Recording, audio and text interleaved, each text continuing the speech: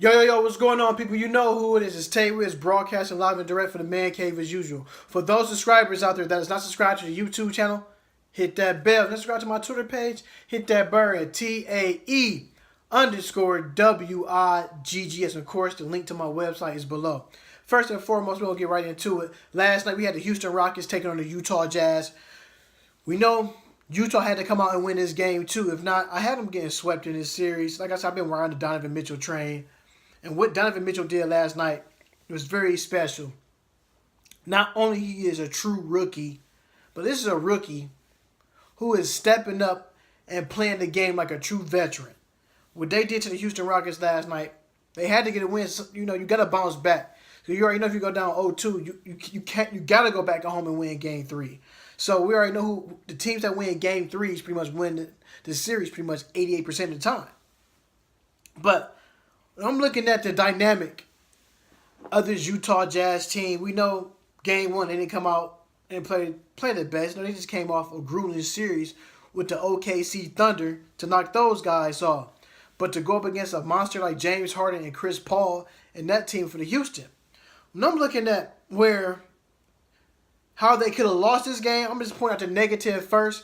We know Utah Jazz committed 17 turnovers last night. But they did win the game, and I'm looking at the turnover ratio with the Rockets only had 7. But this Utah Jazz team played together as a cohesive unit. They know what they're doing on the floor. But not only, Donovan Mitchell was stepping up to the plate. Ricky Rubio is still out with the hamstring. Possibility that he may play in Game 3. But this is a rookie stepping up to the plate, giving his team 110% effort. And when somebody go down, the whole thing is next man up. Next man up. So you looking at whereas Ricky Rubio go down with an injury. You got Joe Ingles.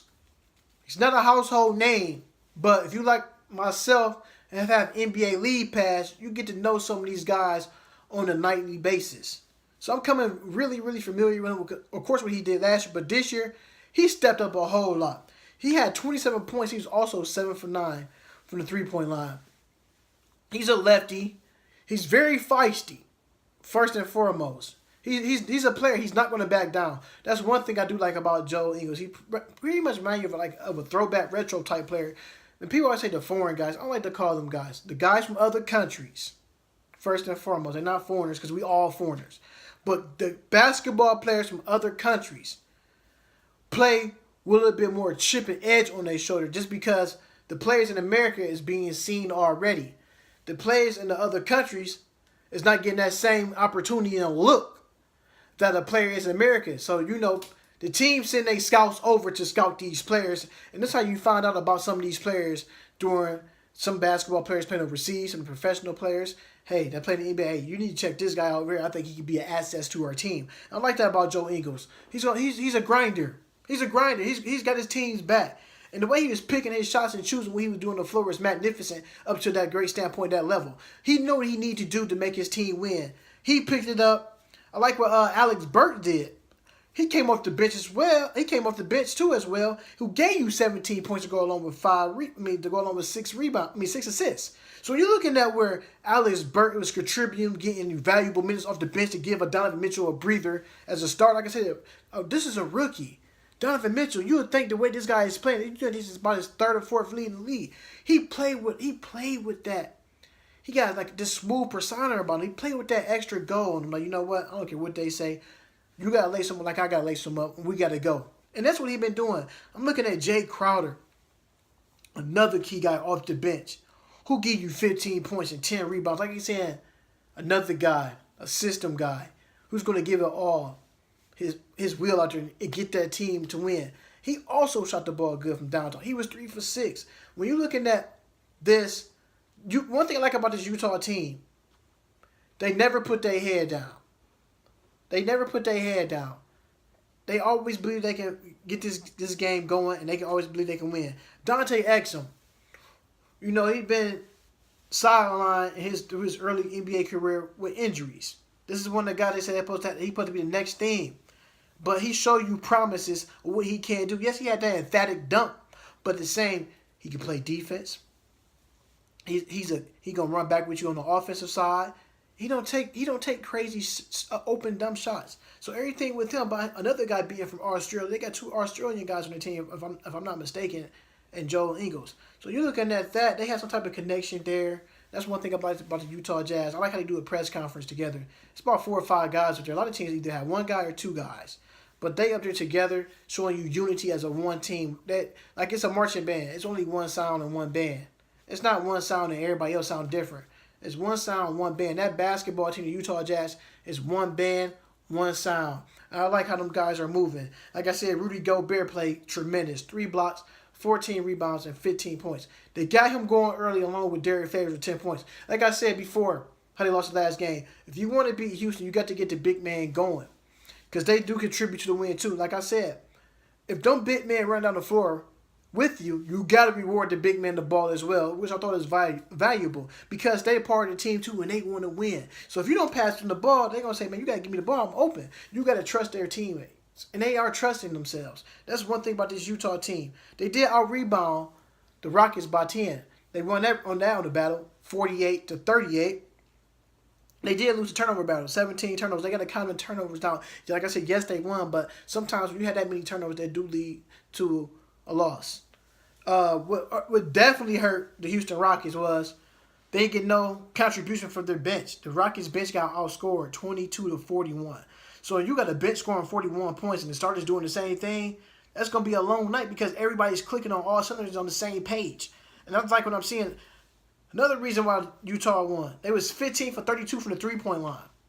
Like I said, Joe Ingles was 7 for 9. He was almost the person on the team was completely perfect. Then you're looking at where the Houston Rockets was 10 for 27 from the three-point line. They live by the 3, you die by the 3. Next game may be different. The Utah just let them know, hey, you're not going to sweep, but this is going to be a long process. If it had to take us 6 or 7 games to get a victory. And they let you know, they here to stay.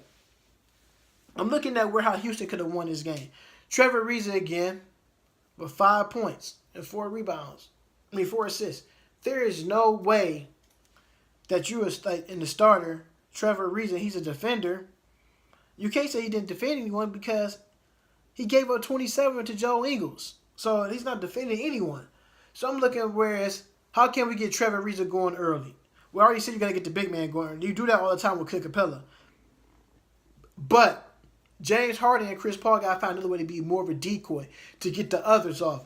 Like I said, Trevor Ariza was that guy who helped the Lakers win that championship when they won back-to-back on them years and stuff like that, playing great stellar defense. He was unthinking that series when he's playing for the Lakers. I think he was averaging almost like close to 3.5 steals a game because I need to see that Trevor Ariza. I'm not seeing this Trevor Ariza in this playoffs. You might get a game here and there. It might be sprinkled in, but he's not on a consistent basis. They say they want to play defense. You can't play, like I said, you can't play defense. You've given up 27 and you got 5. That's not playing defense. But I feel like this team will make adjustments to come out with a victory next time. PJ Tucker, 5 points, but yes, he had 5 points. I always tell people you can't be looking at points all the time. I know it's like I'm about to contradict myself because we're referring to Trevor Ariza. But it's other ways you got to get inserted into the game. 10 rebounds from PJ Tucker and 2 blocks to go on his 5 points. But still, if you want to win, PJ Tucker and Trevor Ariza should be at least on the scoreboard with at least 10.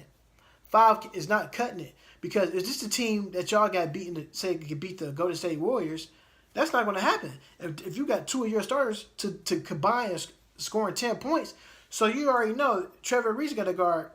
Who he's going to guard? Clay?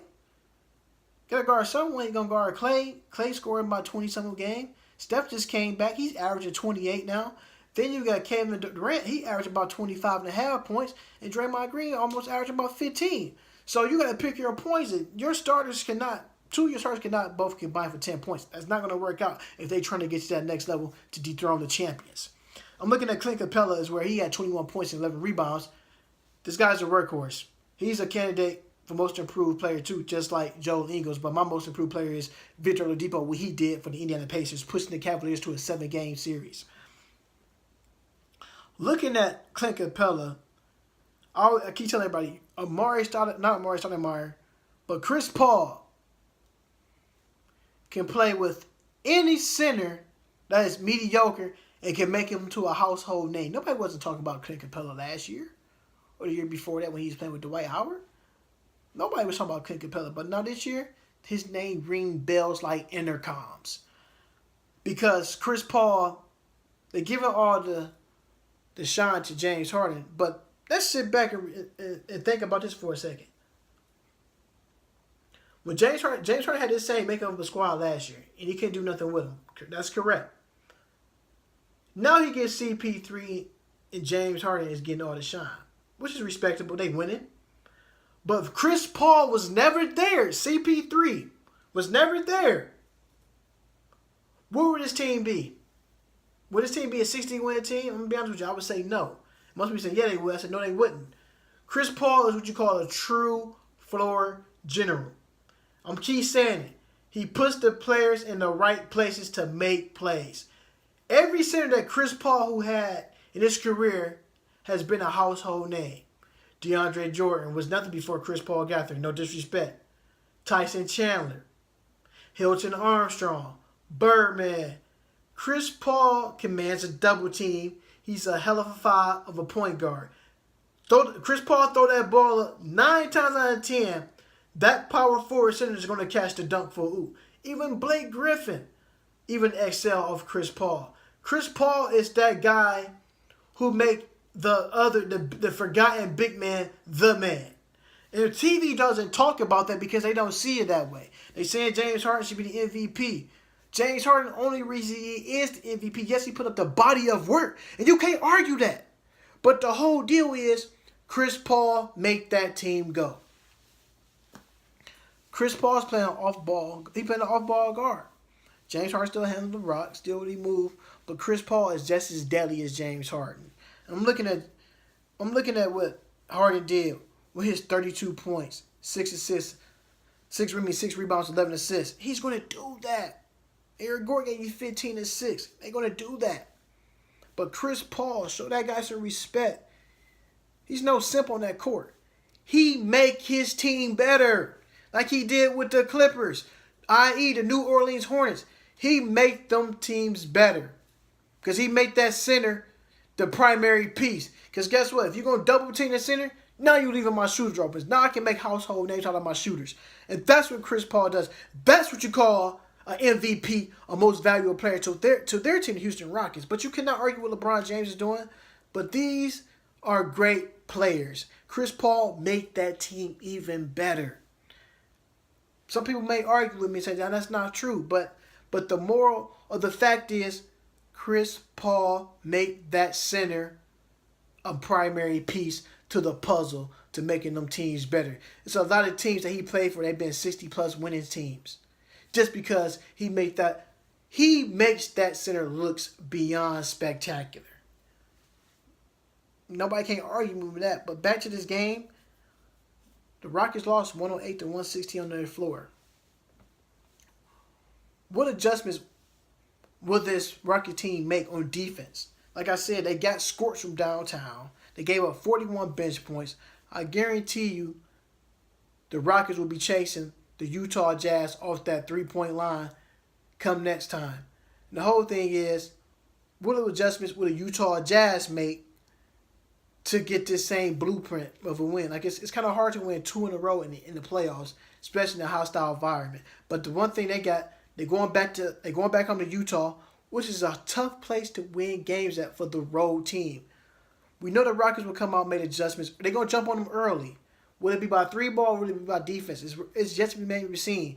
But if Utah want to win this, the bench had to step up like this again to accumulate another win on their home floor. If they win this game 2-1, now pressure will be mounting up on the Houston Rockets.